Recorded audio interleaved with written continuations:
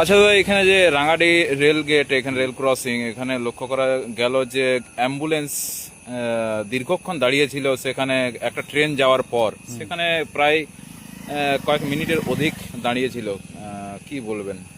এটা তো প্রতিদিনের, এটা আমাদের এখানে রেল গেটের এটা কাজ এরা করছে এরকম ভাবেই। ট্রেন পার হয়ে যাচ্ছে, তারপরেও প্রায় 10 মিনিট, 5 মিনিট, 15 মিনিট তক মানে গেটটা বন্ধ রাখছে। তারপরে কি মনে হচ্ছে নিজের খ্যামখালি মতন গেটটা খুলছে, খ্যামখালি মতন বন্ধ করছে। যদি উরমাতে ট্রেন থাকছে তার আগেই গেট বন্ধ হয়ে যাচ্ছে।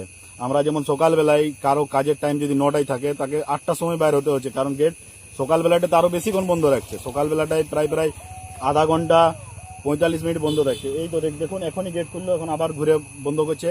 এই গেট এখন ট্রেন আসবে কারো 10-15 মিনিট, 20 মিনিট পরে ট্রেন ঢুকবে, কিন্তু এখনই গেট বন্ধ করে দিছে। একবার লাগানোর পর কটা ট্রেন পেরোয় এখানে? ট্রেন তো প্রায় 3টা পার করছে, ঠিক আছে। তারপরে একটা ইঞ্জিন আসেনি দাঁড় করান দেয় এখানে, লাইন ট্র্যাক চেঞ্জ করে, সেই ট্র্যাকটা চেঞ্জ করতে আরো 15-20 মিনিট ওইখানে চলে যায়।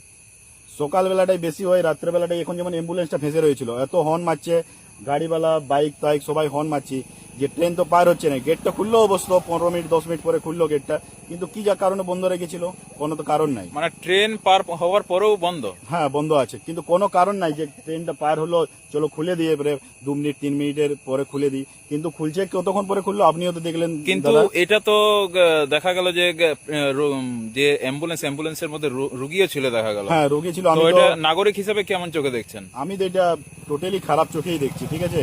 এটার কিছু ব্যবস্থা না হলে, এই যে যেমন এটা হয়তো পেশেন্টরা, আমি দেখলাম যে ভিতরে পেশেন্ট ছিল, পেশেন্টের ফ্যামিলি ছিল, ওরা অনেকবার কি কি ইশারা করছিল, আমি তো ওই পারে ছিলাম, ঠিক আছে। কিন্তু যারা একদম অ্যাক্সিডেন্ট কেসে ধরে রাখুন এখানে ফাঁসলো, কারো হয়তো 5 মিনিট 10 মিনিট